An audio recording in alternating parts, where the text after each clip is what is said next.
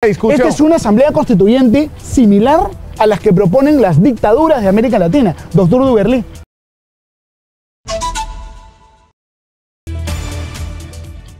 Muy buenas noches, soy Nicolás Lucar, esto es Hablemos Claro, edición especial. Estamos transmitiendo desde el 7º piso del edificio de Corporación Universal. Esto es Exitosa, la voz de los que no tienen voz. 11 años integrando al Perú.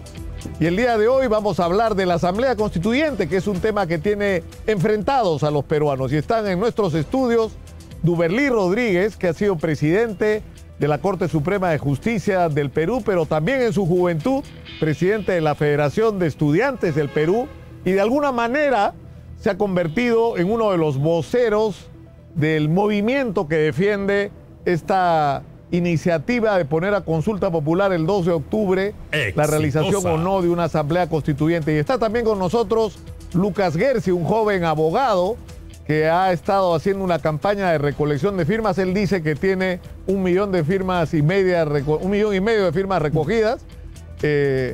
Ha pedido el congresista Bellido que las enseñe y estamos en ese tira y afloja, pero Lucas Gersi también de alguna manera se ha convertido en un personaje emblemático de quienes están en contra de la convocatoria de una asamblea constituyente. Bienvenidos. Hola Nicolás, buenas noches. Gracias por la invitación y un saludo grande a doctor Duberlí. De verdad un honor poder estar con usted esta noche. Yo quisiera que esto no sea un debate de esos formales, aburridos, a los que se acostumbra en la política, sino una conversación intensa, como estoy seguro que va a ser. Y comencemos con Duberlí. ¿Por qué se necesita una asamblea constituyente según ustedes, Duberlí? Bueno, gracias por la invitación, Nicolás. Yo creo, Nicolás, que los cambios que necesita un país no nacen de la imaginación, digamos, literaria de una persona, de un dirigente político. Nace de las necesidades del pueblo o de la población. Para ponerte un ejemplo, ¿a cómo está el balón de gas ahora en Lima? Está a 65 soles. ¿Te parece justificado que siendo nosotros los dueños del gas de camisea, lo tengamos que exportar para que lo vendan más barato, por ejemplo, en Chile, que está bordeando los 10 soles, y tengamos que pagar en Lima 65 soles por el balón de gas? ¿Te parece justificado que el gas domiciliario solamente beneficia ahorita al 10% de peruanos y el 90% tiene que comprar los balones de gas al precio más caro de América Latina?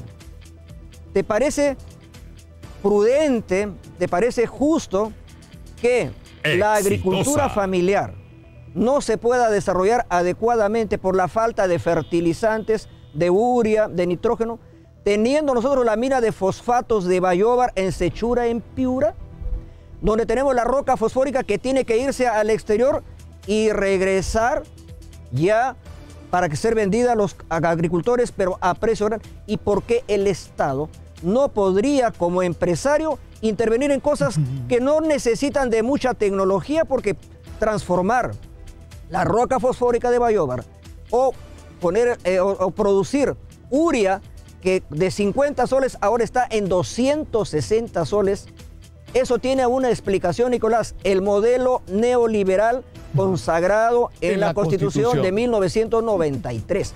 Por eso y otras cosas más, como se dice en Navidad, hay que cambiar la Constitución. Por esto y muchas cosas más. ¿Qué dice Lucas Gersi? A ver, bueno, antes que nada, gracias por la invitación. Estoy muy contento de poder estar acá. Yo agradezco al doctor Duberlí Rodríguez por la reflexión que ha hecho sobre algunos problemas económicos que seguramente tiene el país, pero eso no tiene nada que ver con el tema central que venimos a discutir aquí, que es la Asamblea Constituyente. El Perú tiene muchos cambios que tienen que introducirse. Eso es innegable y eso yo lo he dicho muchas veces. Yo estoy seguro que quiero más cambios en la Constitución y más cambios en el sistema jurídico del país que el doctor Duberlí y también que Nicolás Lucar, ¿no es cierto? Sin embargo, los cambios que requiere el país no los vamos a lograr a través de la Asamblea Constituyente, porque la Asamblea Constituyente pone al país en una situación en la cual tenemos que discutir de todo simultáneamente, a la vez en una asamblea que tiene poder absoluto. Y cuando queremos discutir de todo en simultáneo, a la vez con poder absoluto, la discusión ya no es una discusión racional. No podemos ponderar los pros y los contras, sino que se vuelve un debate totalmente emocional que se presta a los populismos, se presta a todo tipo de manipulaciones, ¿no es cierto? Y se presta, como seguramente vamos a conversar más adelante, a la manipulación de la democracia e inclusive a la instalación de un régimen autoritario en el país. Como porque Venezuela. Hay que ser muy claro. O sea, lo que tú dices, como Lucas, Venezuela, esto como Venezuela, pero no solo Venezuela, ¿no? Venezuela es de repente el ejemplo más típico, ¿no? Pero también tenemos Bolivia con Evo Morales, ¿no? Que ha sido uno de los principales asesores, apoyos del gobierno actual y que en Bolivia hizo una dictadura que se prolongó más de 10 años, que hizo la reelección, la reelección, la reelección, ¿no es cierto? Y luego cuando los bolivianos le dijeron que ya se tenía que ir a su casa, puso una demanda al Tribunal Constitucional de Bolivia para que le den el derecho humano a la reelección indefinida, ¿no? Entonces acá hay un riesgo a la democracia. Los cambios sí, pero no con esta figura tan peligrosa y demagógica de la Asamblea Constituyente. Pero esta es una introducción y más adelante hablamos más. Yo respeto obviamente los puntos de vista del joven amigo Lucas, pero Nicolás, ¿quién define el carácter y el rol del Estado en una sociedad? Una constitución. Entonces, la pregunta es, ¿qué rol va a cumplir el Estado con la Constitución del 93 o con la nueva Constitución? Con la Constitución del 93, el Estado juega un rol subsidiario de la economía, un rol subsidiario del mercado. El que manda es el mercado con la bendita ley de la oferta y la demanda, que ese libre mercado en la práctica no existe porque existen monopolios y oligopolios. Y eso lo constatamos ahora con el aumento de los precios de los alimentos, de la leche, del azúcar, del arroz, porque los grupos como Exitosa. o como el grupo Gloria de los Rodríguez Banda, que son no solamente digamos los que monopolizan el comercio del azúcar y de la leche, sino también son propietarios de tierra, son los nuevos gamonales, los nuevos hacendados. Entonces, si el Estado no va a intervenir para nada en la economía del país, va a jugar un rol subsidiario del mercado. Ese es el Estado que no está en capacidad de afrontar emergencias, por ejemplo, como la del COVID-19. 200,000 muertos sin que el Estado haya podido brindar una atención de salud de calidad. Ahí está una prueba, pero digamos, para entendernos, Duverly, lo que tú dices es, hay que hacer cambios constitucionales. Y dentro de esos cambios hay que cambiar el rol del Estado en la economía para empezar. Me permite, y para Nicolás, eso hay que hacer una asamblea constituyente. Pero permíteme, Nicolás, ¿no? Yo creo que el debate va en dos niveles distintos. Un nivel de discusión es si es que nosotros queremos cambiar el capítulo económico, si estamos a favor del liberalismo o del socialismo, ¿no? Es un debate muy interesante que podríamos pasar horas discutiendo eso. Y otro debate es el debate de si eso requiere asamblea constituyente. Incluso si yo fuese una persona socialista, comunista, que no lo soy, podríamos estar de acuerdo en cambiar el capítulo económico a través de un proyecto de ley de reforma constitucional, ¿no? No se requiere asamblea constituyente para eso. Yo respeto muchísimo las opiniones de nuestro veterano y distinguido colega, el doctor Duverly Rodríguez, ¿no es cierto? Pero la verdad es lo siguiente, ¿no? Número uno, no se requiere asamblea constituyente para discutir el modelo económico de la Constitución, que yo creo que hay que discutirlo. Por ejemplo, los recursos naturales no deberían ser monopolio del Estado, sino que debería ser propiedad del dueño del suelo para que las comunidades, la gente más olvidada del Perú, pueda participar de estos recursos. Los contratos ley, yo estoy de acuerdo, ya deben desaparecer, han quedado caducos. Eran propios de una época nada más, de privatización de empresas públicas. Sin embargo, digamos, el intervencionismo, el dirigismo estatal no funciona. A ver, Nicolás. La única manera para terminar la idea. Interrumpa, permítame, doctor Duverly, desarrollar el punto y luego continuamos, continúa. A ver, digamos, la oferta y la demanda, los precios, son un síntoma de la escasez. El precio no es ni bueno ni malo. El precio te está revelando que falta determinado producto. Y la alza del precio permite coordinar la producción para satisfacer la necesidad. Los precios no son algo que uno pueda, digamos, determinarlos así de arriba hacia abajo, ¿no es cierto? Uno desde el gobierno no puede fingir que no existe escasez cuando existe escasez. Y por eso es que los controles de precios lo que generan son colas, desabastecimiento. Pero estamos metiendo mucho material en la bolsa. Me permito intervenir, claro amigo sí, Lucas. doctor. Mire, el tema es que se habla en la Constitución del 93 de una economía social de mercado. La palabra es muy bonita, pero de social no tiene absolutamente nada. Todo tiene más que nada de mercado. ¿Por qué?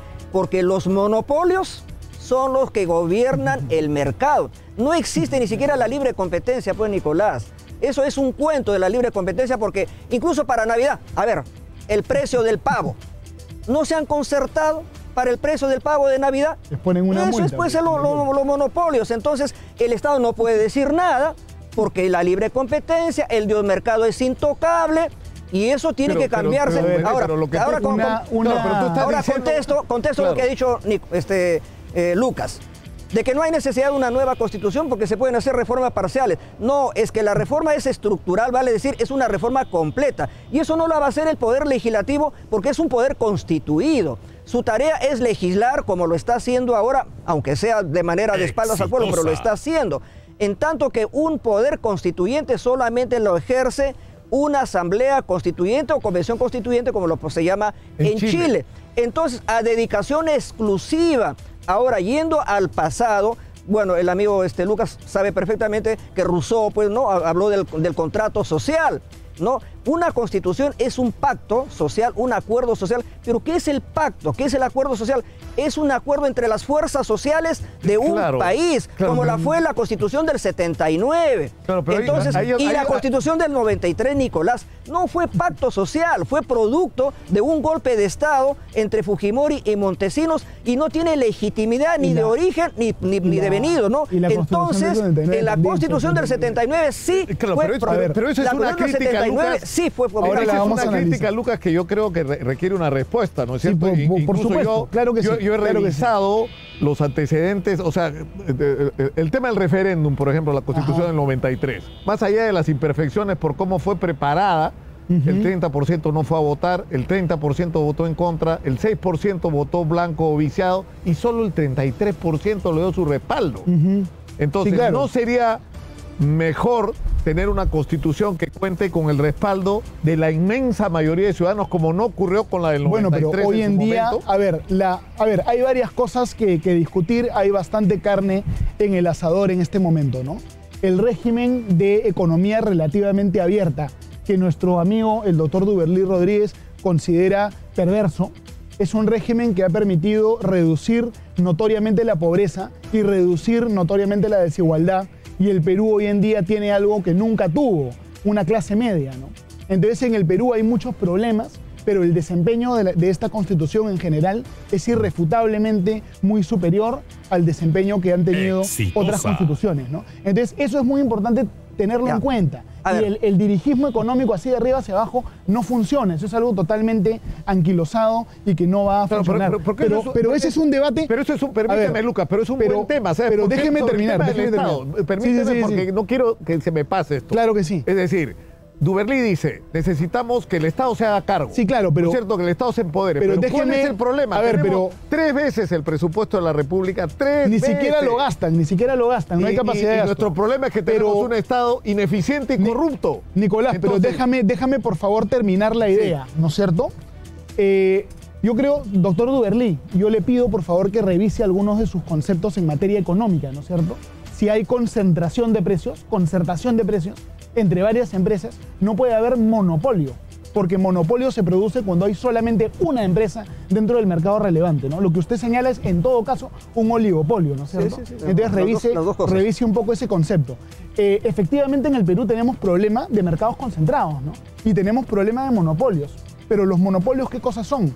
Los monopolios son falta de empresas, falta de actividad empresarial. Lo que ha pasado es que no se ha cumplido la Constitución del 93. No, lo que pasa es que no hemos sido suficientemente exitosos al momento de atraer inversión y no hemos sido lo suficientemente exitosos al momento de desregular mercados sobreregulados, como por ejemplo el mercado de la salud, el mercado bancario, el mercado de los seguros, ¿no? Entre otros, ¿no? Entonces, uno no arregla la falta de empresas con una política, digamos, estatista, que lo que va a hacer es ahuyentar la inversión.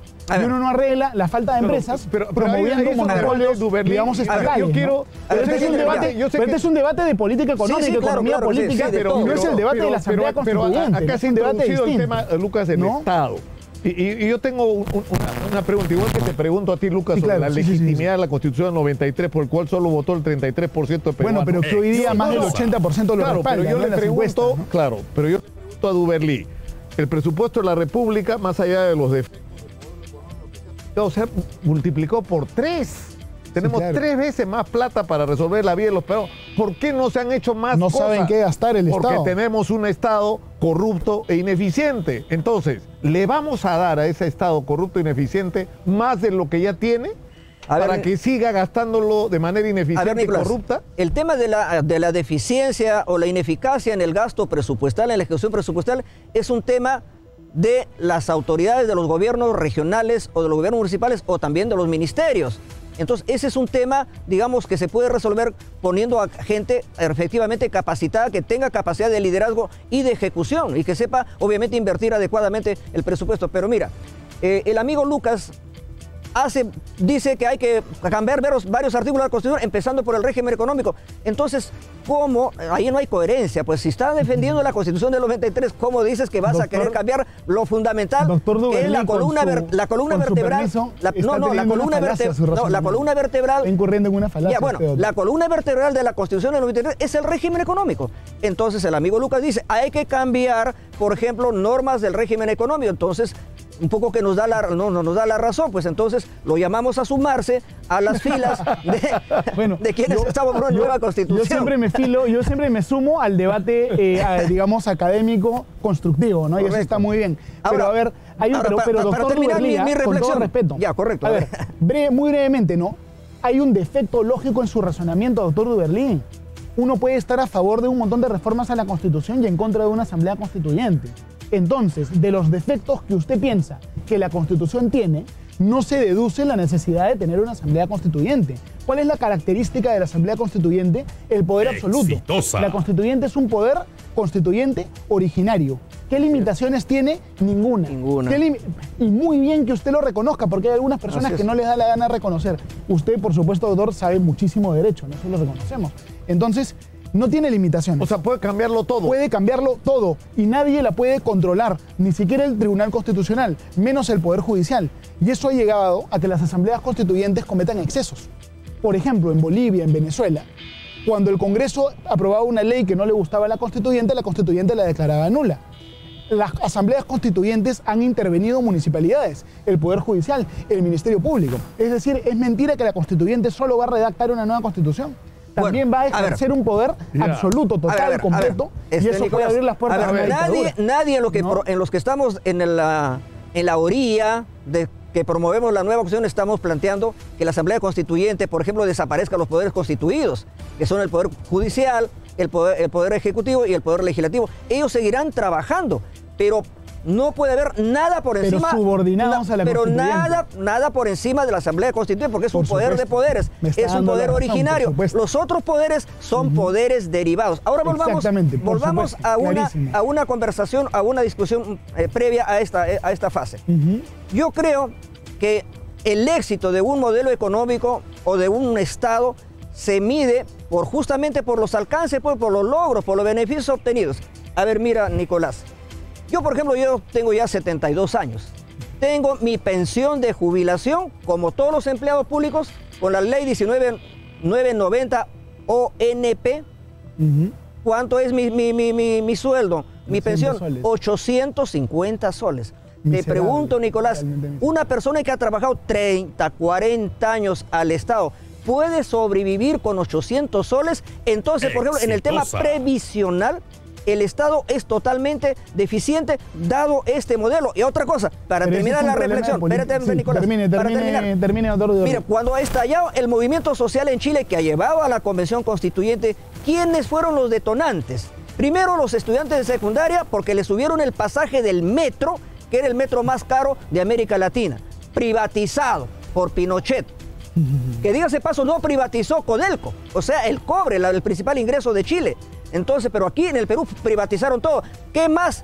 ¿Quiénes se sumaron a los estudiantes secundarios, Nicolás? Los de la tercera edad, los jubilados, porque con esa pensión era una mentira que Chile era un oasis, pese a que era el más, digamos, partidario del régimen neoliberal. Entonces, no es verdad que el neoliberalismo ha traído bonanza. Pero mira, permítanme un comentario. La interrogante es esta. El Perú es innegable que en las últimas décadas ha crecido en términos macroeconómicos. Uno decía, Perú en una reunión del Banco Mundial, el Fondo Monetario Internacional, todo el mundo se paraba a aplaudir.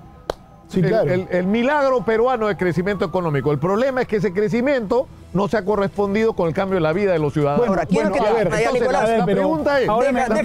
Déjame, Nicolás, completar tu idea. Termino mi...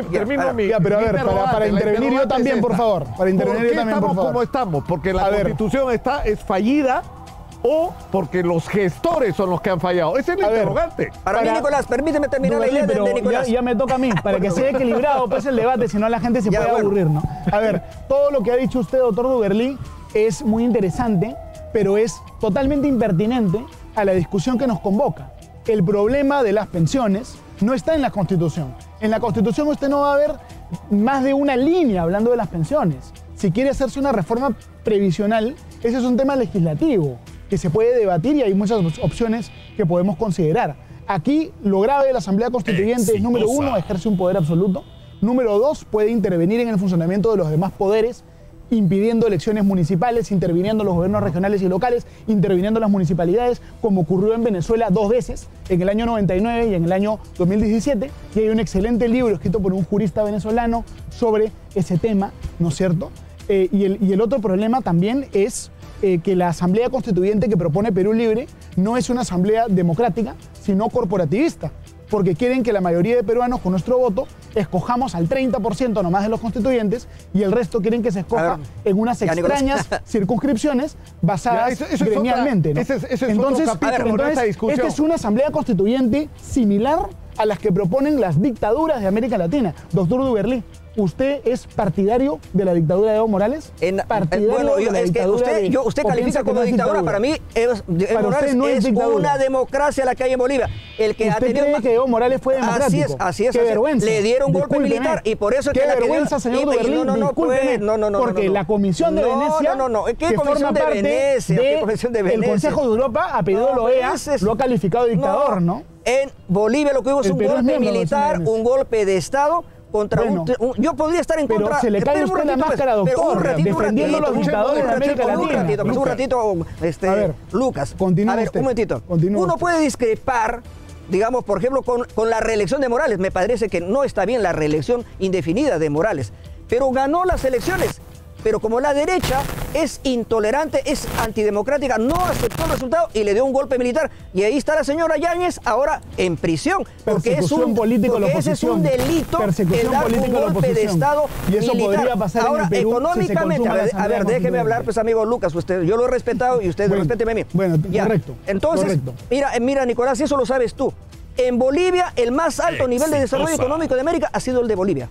Y en segundo lugar, ahorita el que tiene menos inflación en toda América, y eso lo dice la BBC, ¿no?, de Londres, es Bolivia, pese a todos los problemas que han tenido. Ahora, volviendo al tema constitucional, ¿qué cosa, pues, para qué queremos una constitución? Para una redistribución de poder. Por ejemplo, te pongo una reflexión, Nicolás. Yo fui parlamentario del 85 al 90, en el primer gobierno de García, cuando era todavía socialdemócrata, progresista, ¿cierto? Incluso estatizó la banca. Entonces, ¿qué pasó ahí? ¿Se avanzó en regionalización o no? Sí, se avanzó en regionalización. Mira, región nororiental del Marañón, región Grau, región Libertadores Guari, región José Carlos Mariatti. Viene la Constitución del 93, viene el golpe militar, adiós regionalización, y ahora es una farsa, es un chiste que a cada departamento le llamen región, pues eso no es ninguna regionalización. ¿Y dónde tiene que estar esa reestructuración? Tiene que estar en la nueva Constitución. Ahí se dirá, por ejemplo, qué nuevas atribuciones tendrán las regiones y qué nuevas atribuciones tendrán los gobiernos municipales, como está ocurriendo en otros lugares. Los temores que expresa Lucas, o sea, que dice que en el momento que se instale una asamblea constituyente en el Perú le va a pasar por encima a todo el mundo. Pues eso es una especulación del amigo Lucas. Ha pasado en muchos muchos lugares pues, de habrá América pasado, Latina. pero no va a pasar pues aquí. Acá estamos en el Perú, no podemos responder por otro país. Aquí Pero el bueno, poder constituyente. ¿Quién le va a creer a usted, doctor No, Duberlí? pues, a ver, ya Con estamos. lo que ha dicho el señor Vladimir Cerrón No, el día pues, de ayer, es que ya yo no que quiere respondo. tomar el poder yo no, absoluto. pues ya eso, pregúntenle a Pero Vladimir Cerrón. usted está en Espérate un un afiche ratito. con el señor Cerrón. No, un ratito. Tengo Yo un he ido, afiche. yo he ido, ¿Usted ya, está de pues, acuerdo yo he con ido la ideología invitado. del señor Cerrón, o no? Un momentito. Yo he ido invitado por la bancada de Perú Libre, donde está también invitado el señor Cerrón, y yo he dado la charla. Y está difundida. ¿Está de acuerdo con lo que ha dicho el señor Cerrón? Yo no sé lo que habrá dicho, no me reuní con él. No, por lo general no veo todos los días la noticia, pero no, yo estoy hablando por mí, ¿me entiendes? Estoy respondiendo por mí. Entonces, no es verdad que una nueva asamblea constituyente en el Perú sería para atropellar a los poderes constituidos. Por supuesto que lo sería. No lo va a hacer. Por supuesto que lo sería. Usted se está, no que es adivino, es brujo, ya usted está... Veo ya, la historia y leo las noticias. Pero eso depende, ya, pongámonos en el escenario supuesto de que se realice una asamblea constituyente. Pero, si en este momento ocurriera, Lucas, una asamblea constituyente, así como está el Perú de partido por la mitad, ahora yo creo que lo que le ha pasado al profesor Castillo es que ha perdido mucho del respaldo que tuvo. Sí, claro, muchísimo. Porque es un tema, o sea, yo le preguntaba el otro día, tuvo mucho, por ejemplo, Nicolás, tampoco. sobre este tema nunca tuvo mucho. es decir, yo entiendo el argumento de Duberlí, que el poder reside en el pueblo, ¿no es cierto? Y es el pueblo el que la soberanía popular, la soberanía popular. Es el gran soberano. Así es. Entonces, yo le preguntaba el otro día al congresista Bellido, ¿y por qué no le preguntamos al gran soberano? El referéndum, pues, ahí está el referéndum. No, pero ¿por qué no le preguntamos al gran soberano algo más urgente para la gente? ¿Por qué no se van todos? Bueno, o sea, ¿por qué no hacemos una consulta popular y le preguntamos a la gente si quiere que se quede el presidente Castillo y si quiere que continúe este Congreso? El congresista Pasión Dávila de Perú Libre ha propuesto eso. Estoy seguro que la respuesta sería que se vayan todos, ¿o no, Duberlí? Bueno, pero mira, Nicolás, pues hay institucionalidad y las reglas de la democracia liberal en la cual estamos nosotros participando, pues tiene sus reglas claras. Mira, por ejemplo, Ollanta ganó con un mensaje de izquierda a las elecciones, yo voté por él, no podía hacer campaña porque era juez todavía en aquel momento, pero ¿qué pasa? Luego se entregó a los brazos de la derecha y por eso la izquierda acaso dijo que tiene que terminar el gobierno de Ollanta al primer año. No, pues fue elegido por 5 años, que se lo deje terminar hasta los 5 años. Ahora, si vamos ahí por las encuestas, imagínate Toledo, qué nivel de apoyo tenía cuando gobernaba y que dio lugar, por ejemplo, al alzamiento de Andahuaylas, ¿te acuerdas del hermano de Antauro? Entonces, claro, pero a ver, dime, termino. Yo me hago un interrogante y antes de ir a la pausa porque tenemos que ir a un corte. ¿Por qué la Constitución bajó la forma? O sea, a través de una asamblea constituyente, o sea, a través de una reforma con cualquier otro procedimiento. ¿Por qué no tenemos los ciudadanos el derecho de revocar el mandato del presidente? Lo voy a dejar planteado como pregunta, déjame ¿Por qué desarrollar? o sea, por ejemplo, las circunstancias en que estamos los ciudadanos. Yo estoy hablando ahora como un peruano común y corriente. Y creo representar el sentimiento de la inmensa mayoría de peruanos. Estamos hartos del gobierno y hartos del Congreso, queremos que se vayan todos. ¿Por qué no tenemos el poder para que eso que es nuestro sentimiento y nuestro deseo sea real? ¿Por qué la Constitución no nos da el derecho a revocar el mandato de presidentes y congresistas si consideramos que nos hemos equivocado? Tú Se los dejo como interrogante. A ver, empiezo yo. Vamos a la pausa. Vamos a la pausa y regresamos inmediatamente.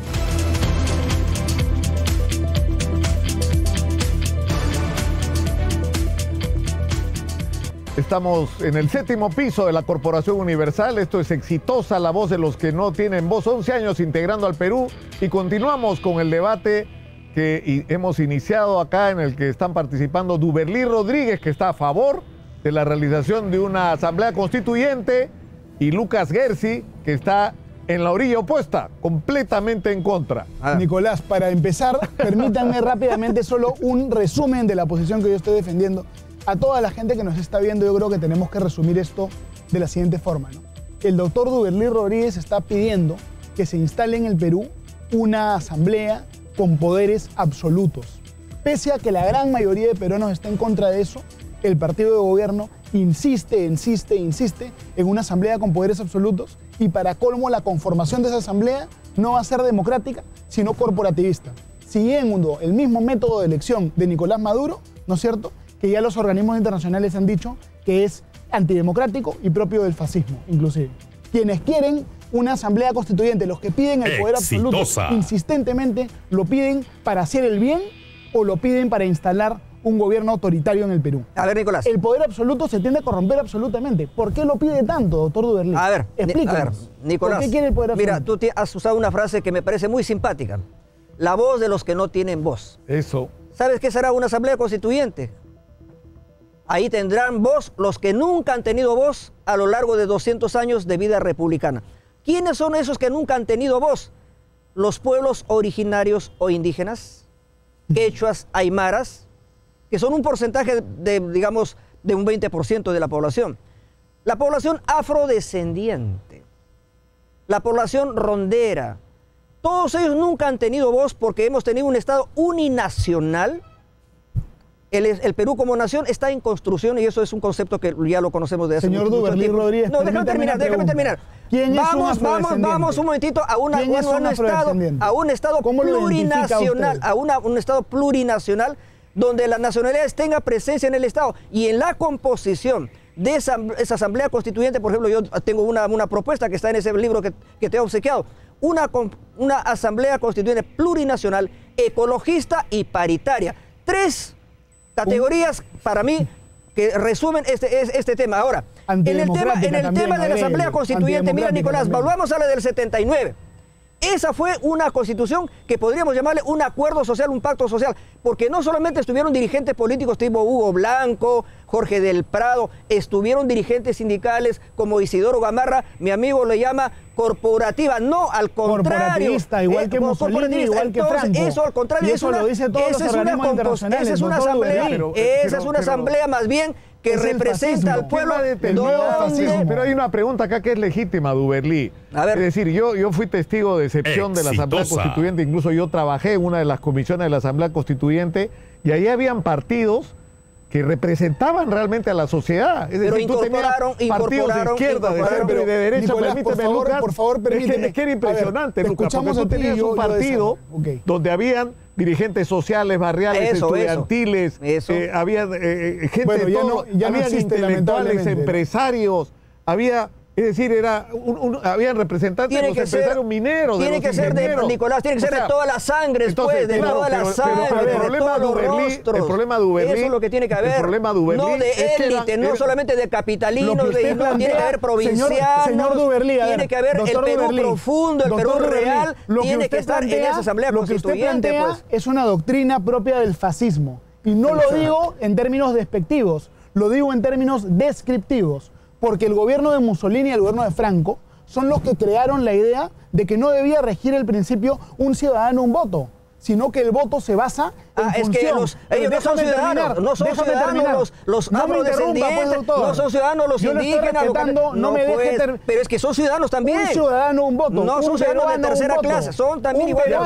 Pero la pregunta ilegítima, Duberly, es quién decide ¿usted quiere que unos peruanos tengan más votos y otros peruanos tengan menos votos? Pues, y si hay un porcentaje, Nicolás, ¿acaso en Chile no ha sido así la elección? No le han dado, por ejemplo... ¿Y cuál ha sido el resultado? No le han dado un porcentaje, le han dado un porcentaje a los indígenas o no le han dado un porcentaje a los indígenas en la Convención Constitucional de Chile. Sí, pues. Señores, por favor, déjenme desarrollar mis ideas, sino para qué me han invitado. Entonces, ¿para qué me han invitado? Déjenme desarrollar mis ideas.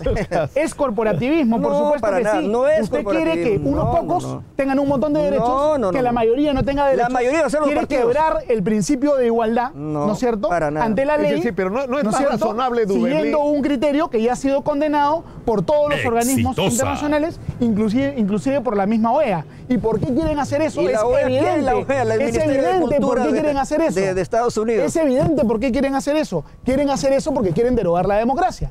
Incluso si pierden la elección a la Asamblea Constituyente, democracia que solo democracia cuando gana la derecha, pero cuando gana la izquierda, no la respeta. ¿Tú quieres tener una Asamblea Constituyente estalinista, como la de Lenin, que no representa al pueblo, no de toda la sangre, sino un fraude, ¿no es cierto?, como hizo el régimen de Venezuela? Entonces, realmente a mí me entristece que un magistrado de trayectoria esté viniendo acá al programa a defender el programa político del socialismo del siglo XXI, que es incompatible con el Estado de Derecho. Una cosa su modelo, doctor Duberly, es incompatible con el Estado de Derecho. A ver, ¿cómo va usted a derogar? Vamos, Lucas, a explicar. Porque una buena interrogante de Duberly es por qué el principio de un ciudadano, un voto. Es decir, creo que ha sido la congresista Tudela, que más allá de las diferencias ideológicas que puedas tener, Duberly, con ella, lo que está planteando es algo razonable. ¿Por qué no cambiamos nuestro sistema de elección y acercamos más la representación al ciudadano? Por ejemplo, ¿por qué en la ciudad de Lima, San Juan de Lurigancho no tiene derecho a elegir a su representante? Nicolás, déjame decirte una cosa. Mira, te digo por una suerte de experiencia propia. Mira, yo estuve en el Congreso del 85-90. Teníamos un poder legislativo que era bicameral.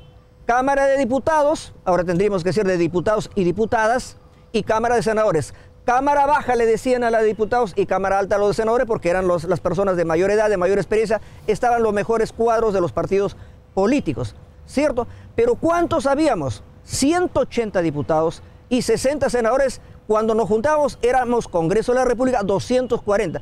En una población que tenía más o menos alrededor de 10 a 12 millones de habitantes. Ahora tenemos 33 millones y ¿qué pasa? Por la demagogia del régimen del señor Fujimori del año 90-92, se cerró el Congreso, se acabó con la bicameralidad y se redujo la representación parlamentaria a 120 cuando debía haberse quintuplicado. ¿Por qué? Porque democracia representativa, Nicolás, es proporcional a la población y ahí encaja lo que tú dices. ¿Por qué, por ejemplo, en Lima, si tiene más población, no tiene más congresistas que reflejen esa proporción? Por ejemplo, en San Juan de Lurigancho, que deberían tener. Y antes, en cada departamento, Cajamarca tenía más electores, tenía más congresistas, Piura tenía más electores. Eso tiene que restablecerse. ¿En qué? Pues a través de una constitución. Y para oxigenar no un poder legislativo y para oxigenar sí tiene que haber asamblea constituyente. ¿Por qué? Porque, por ejemplo, el poder legislativo, ¿dónde se diseña? ¿Qué es poder constituido? En la Constitución. Por ejemplo, en Argentina hay la renovación del Parlamento por tercios, ¿o lo sabes, Nicolás? Totalmente de acuerdo con eso, claro, eso pues se puede introducir, ¿dónde? En la Constitución, pues, para que no haya, como tú dices, un Parlamento deslegitimado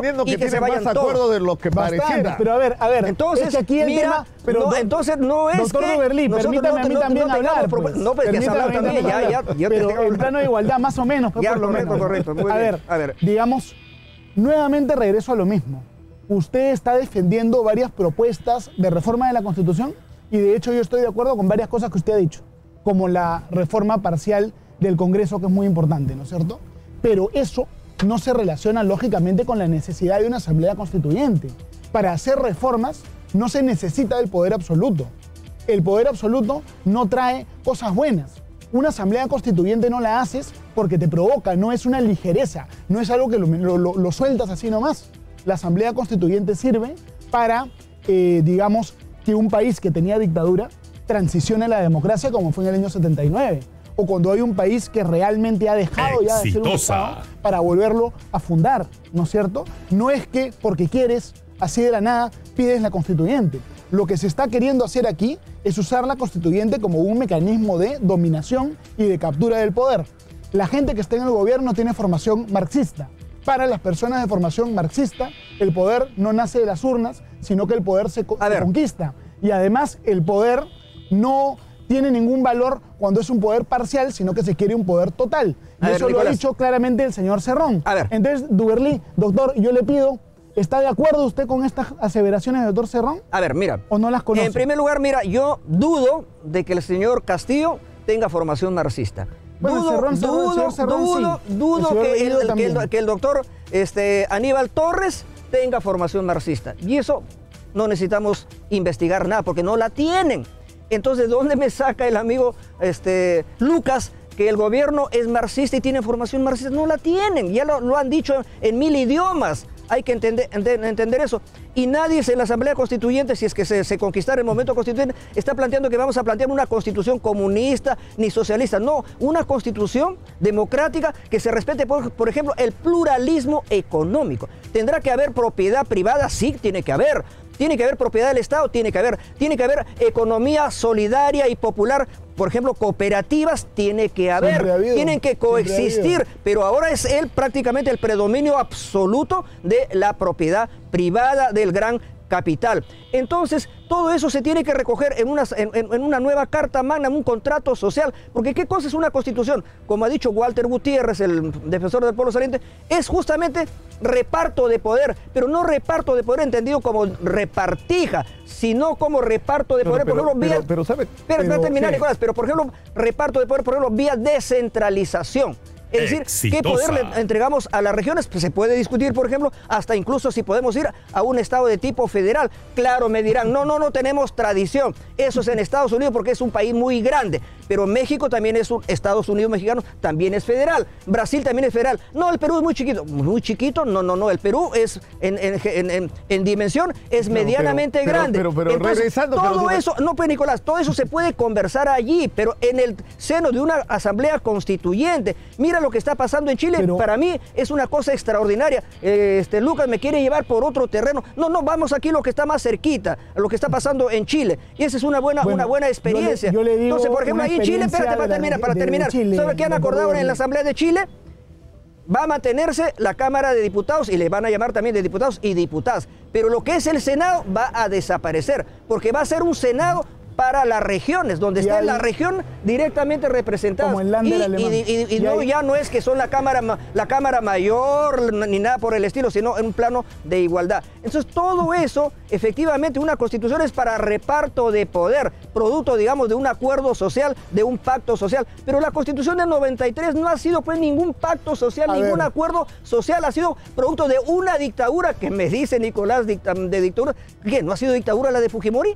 ¿No ha sido producto de una dictadura la Constitución del 93? Claro que sí, pues. Duberlí, es una Constitución. Escuchemos a Lucas. Yo le voy a contar un par de anécdotas que provienen de la Constitución de Chile. Número 1, la reelección. Yo le voy a, después de terminar mi intervención, yo quiero preguntarle al doctor Duberlí si él está a favor de la reelección presidencial. No le he visto que esté en Chile aprobado eso. No está aprobado. No he visto eso. Está aprobado. No es noticia. Yo estoy siguiendo de cerca. Está aprobado, no lo he visto, señor Duberlí. No he visto. Y usted diga después de que yo termine si esté a favor o en contra de la reelección, ¿no? Un primer punto. Otro punto. La Asamblea Constituyente de Chile es un ejemplo de cómo las asambleas constituyentes tienen poder absoluto. Algunos la intentaron limitar. Lo primero que hizo la Asamblea de Chile es decir, no puede haber ninguna limitación. No puede haber, e inclusive limitó el derecho de libertad de expresión de los constituyentes de oposición. Entonces, Asamblea Constituyente es poder absoluto. Estamos de acuerdo. La única diferencia es que el doctor Duberlí piensa que el poder absoluto hoy día en el Perú es bueno, necesario. Yo pienso que el poder absoluto hoy día en el Perú es equivocado y nos puede triturar y puede imponer básicamente un gobierno autoritario. Y el poder absoluto que hizo la Constitución del 93. Ahora hablamos de eso, le voy a contestar de eso. Yo no estoy acá para defender el origen de la Constitución del 93. Yo pienso que el origen de la Constitución del 93 es cuestionable, por razones que usted ha mencionado. Entonces, ¿por qué saca las firmas? Pues ya tiene las millones de firmas. El origen no es lo más importante aquí, porque la Constitución del año 93 ha sido modificada múltiples veces de manera democrática. Ha sido reinterpretada múltiples veces por el Tribunal Constitucional. Ha estado vigente por uno de los periodos democráticos más largos de nuestra historia democrática. Y no es que tenemos que aferrarnos a la historia. El origen no es todo. Lo importante aquí es qué queremos para el Perú. ¿Democracia o dictadura? Si se instala la Asamblea Constituyente, las cosas malas de los años 90, como la reelección o la limitación de derechos fundamentales como la libertad de prensa, podrían regresar. Señor doctor Duberlí, yo no sé usted en qué continente vive, pero América Latina no es la adalid del respeto del Estado de Derecho. En todos lados en América Latina, el Estado de Derecho está contra las cuerdas, sangrando, quebrándose. Y las asambleas constituyentes se han convertido en un martillo para quebrar el Estado de Derecho y establecer regímenes autoritarios como en Bolivia, como en Venezuela, como en Nicaragua, donde hay presos políticos, donde no se respeta a las personas que hablan libremente, como usted y como yo. Yo estoy seguro, señor Duberlí, que si viviésemos, por ejemplo, en Cuba o en Nicaragua, estaríamos seguramente los dos presos, ¿no es cierto? Compartiendo una celda, ¿no? Entonces, realmente, ¿cuál es el modelo que usted defiende? El poder absoluto no es bueno, no es el momento. El 80% de peruanos está en contra, por eso esta Asamblea Constituyente no se va a dar, ¿no es cierto? Y aunque cueste y aunque sea difícil, vamos a resguardar el Estado de Derecho. Entonces, ¿qué nos puede decir? ¿Está a favor de la reelección o no? Bueno, yo en principio, sí, no, ¿y por qué? En principio yo estaría en contra de la reelección, estaría en contra de la reelección. Es mi punto de vista. Bien. Pero eso se tendrá que discutir pues, justamente en el seno de una Asamblea Constituyente que es el que diseña. Pero ahora, a que usted me pretenda negar el poder soberano, el poder originario que tiene toda Asamblea Constituyente, eso pues no tiene ninguna cabida, porque siempre toda Asamblea Constituyente es poder originario. Y los otros poderes son poderes derivados que no pueden estar por encima del poder constituyente. Si me permite. Ahora, para terminar, Nicolás, en esta parte, nadie ha dicho que la nueva Asamblea Constituyente, en el caso que se diera en el Perú, porque además, ¿quién va a decidir si hay una Asamblea Constituyente? No lo vamos a decidir nosotros, lo va a decidir el pueblo a través de un referéndum. Pero ¿qué ha hecho el actual Congreso? Que ahí se ha trincherado ahora la derecha, en el Congreso de la República. ¿Qué ha dicho? Ha cambiado la ley de participación popular para hacer prácticamente imposible el referéndum, que está en la Constitución. Esa ley que han aprobado por insistencia es una ley inconstitucional. ¿Por qué? Porque dice que ya no se puede hacer el referéndum. Por ejemplo, las firmas que ha sacado mi amigo, ya 1 millón, no le servirían de nada. Y entonces, ¿por qué? Porque ya no hay pues, el derecho al referéndum. Y termino, Nicolás. Mírame, han aprobado esa ley que prácticamente restringe el derecho del pueblo a la participación ciudadana vía referéndum, que es una forma de democracia directa donde el pueblo mismo es consultado. Pues bien, la propuesta parlamentaria, perdón, la propuesta, hay dos que yo he visto, la propuesta del presidente de la República, que digamos, agrega el artículo 207 de la Constitución, porque con el 206 obviamente es un candado que no se puede hacer nada. ¿Y qué cosa ha hecho el Congreso?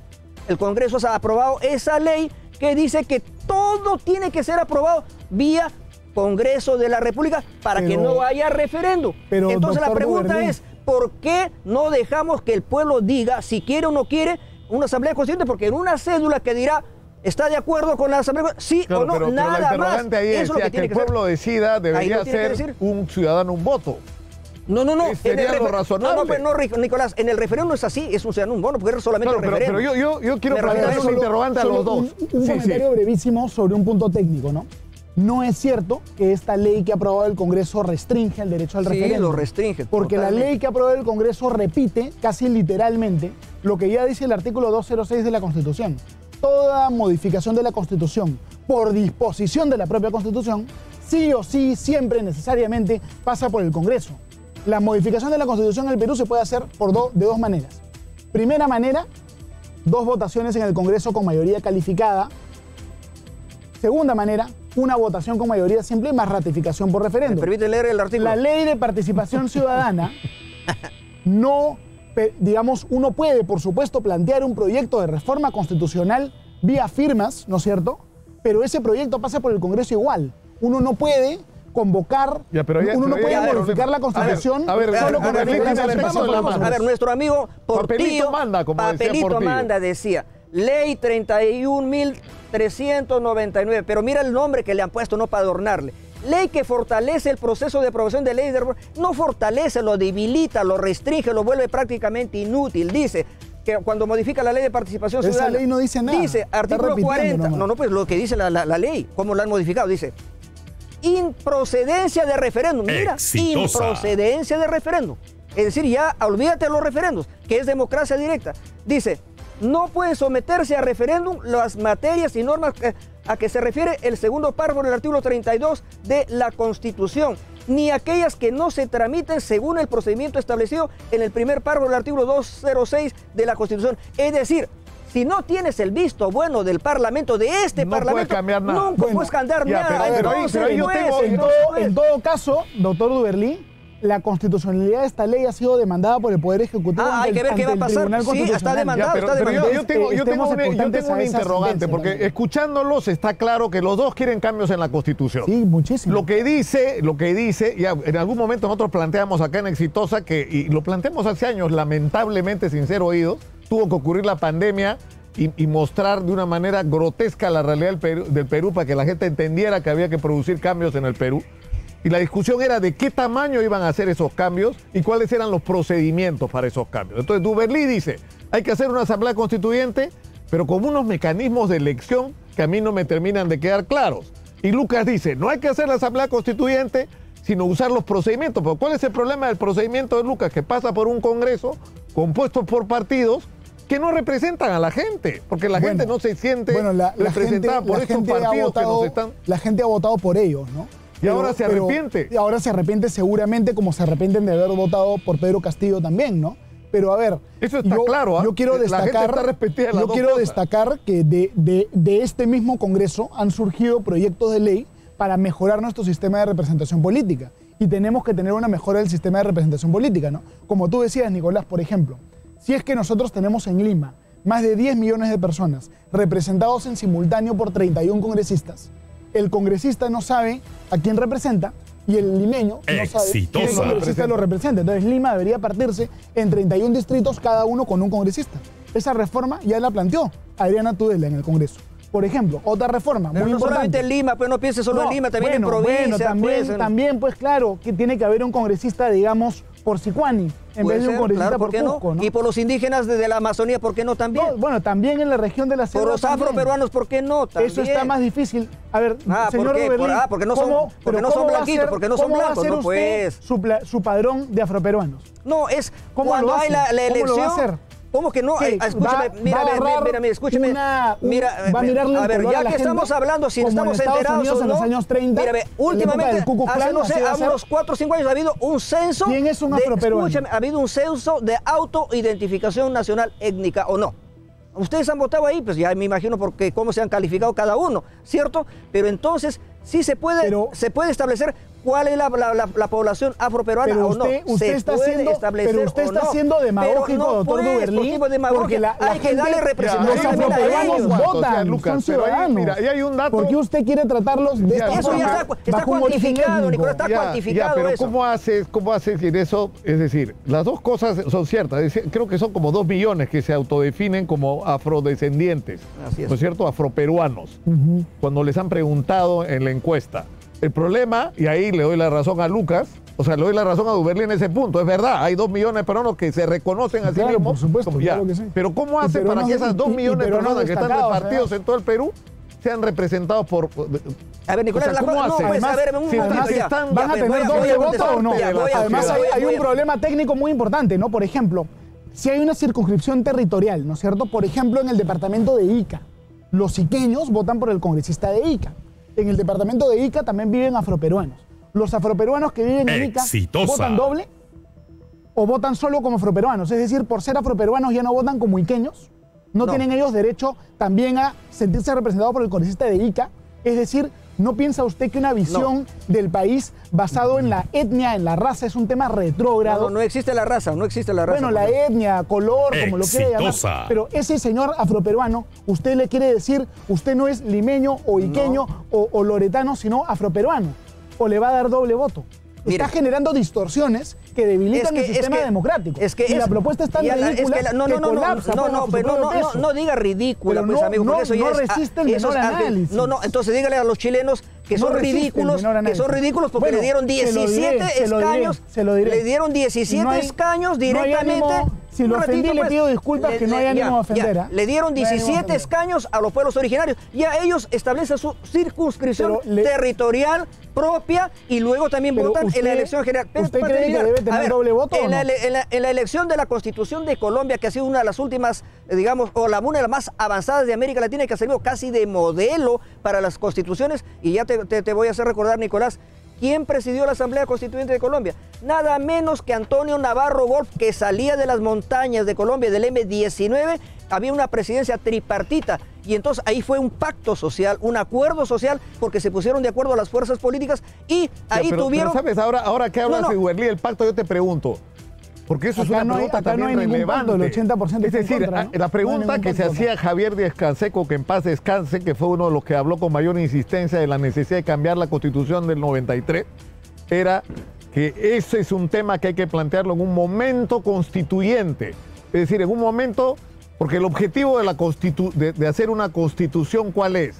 De tener un marco donde establecemos no lo que nos divide, establecemos lo que nos une. Por eso es un acuerdo, un pacto social. Nos construye como una república que tiene objetivos en común, donde se establecen no solo los objetivos, sino los procedimientos con los cuales nos vamos a gobernar como colectividad. Y las instituciones Entonces, la pregunta, Estado, los derechos en fundamentales. este momento, donde no nos ponemos de acuerdo ni siquiera sobre si son válidas las elecciones del 6 de junio, porque hay gente que hasta hoy el día de hoy las cuestiona, Duberlí, no es el momento. A ver, o sea, a menos o sea, si tú haces en este momento una constituyente, Es decir, un sector le va a imponer su voluntad a la otra. No hay espacio para el consenso ahorita. Se busca la captura del poder. En tu pues, juventud, Nicolás, si somos casi la misma generación, hemos hablado, por ejemplo, cuando habíamos... No te pases, Duberlín. ¿Por qué? Sí, hemos pero estado en la tú misma... eres 4 años más de 20 menor. años. Yo soy 4 años menor. 4 años menor. Ya. Tenía una percepción errada. No, estábamos en la Tenía una misma percepción generación. Casi.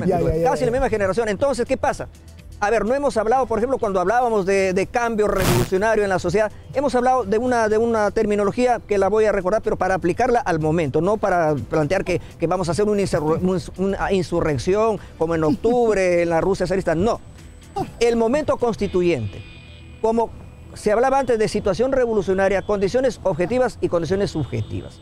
Ahora, para conquistar el momento constituyente, en este momento, obviamente yo soy consciente que no tenemos todavía el momento constituyente, pero el momento constituyente es un tema gradual que se va conquistando poco a poco, pero, por ejemplo, mira, se ha convertido en el centro de la discusión cuando la gente está preocupada por el alce de precios, por la falta de empleo, por la crisis de la salud pública, Nicolás, por la corrupción, por el abuso de la delincuencia. A ver, Nicolás, entonces el Nicolás, ciudadano común está con sus problemas y mira a los políticos y empieza, esto está loco. A ver, un momentito, Nicolás. De lo que no tiene que ver con mi problema. Te puedo discrepar contigo ahí, mira. ¿Ha habido o no ha habido un evento social importante, un paro nacional el 21 de abril, o no? Sí ha habido pues una protesta nacional. Es una protesta contra el gobierno pidiendo la renuncia de Pedro Castillo mayoritariamente. Por supuesto que ha sido un paro. Este paro ha sido contra el Congreso. A ver, un ratito, Nicolás. Te voy a decir, mira, este paro del 21 de abril se ha calificado como paro agrario, campesino, rondero y popular. Se ha movilizado a Puno, Ayacucho, Piura, en la mayor parte del Perú. Con ese nombre se nota que es un paro organizado y financiado por una organización política, pues. ¿Y quiénes han estado? Es un paro falso. No ha sido. El de verdad fue el anterior. No ha sido. Espérate, Lucas. No ha sido los partidos políticos los que han dirigido este paro, Nicolás. Lo sabes perfectamente. Lo ha dirigido la Confederación Nacional Agraria, la CNA, la Confederación Campesina del Perú, la CCP, Conveagro. Espérate para terminar. Sí. Los arroceros, los maiceros, me avisan de la producción que tenemos que ir terminando. Entonces, ha sido un paro impulsado por la población. ¿Y qué han levantado como bandera ahí, Nicolás? Ellos son los que nos dan de comer, ¿ah? Son los que son los del sector agrario, los que producen los alimentos, no para la exportación, sino para el consumo nuestro. Y ellos han levantado como bandera, Nicolás, ese día, parte de la lucha contra los monopolios, los oligopolios, han planteado la Asamblea Constituyente. Por tanto, va madurando, vamos ganando terreno y terminaremos de... Usted, doctor Duberlí, los valores que defiende no son los valores propios del Estado de Derecho, no son los valores propios de una democracia, y son valores que son perdedores históricos. Tenemos que terminar por hoy. Lucas Duberlí. Es así. Yo les agradezco mucho. Así de simple. Esto es solamente un capítulo en esta discusión que vamos a seguir bueno teniendo. Es valioso. Y exitosa, como siempre, es el espacio abierto para todos, porque lo que nos hace falta en el Perú es tender puentes, oírnos unos a otros, descubrir qué cosa es lo que nos une y aprender a discutir con respeto lo que nos diferencia. Así es. Claro que sí. Y en eso estamos y me da gusto que esto termine así. Ojalá podamos tener una conversa con más énfasis en lo que estamos de acuerdo. Vamos a tener más, pero será otro día. Hoy día terminamos. Muy buenas noches. Gracias por estar con nosotros. Gracias. Conmigo será hasta mañana, como siempre, de lunes a viernes de 8 a 11 de la mañana en la edición regular de Hablemos Claro. Muy buenas noches. Exitosa.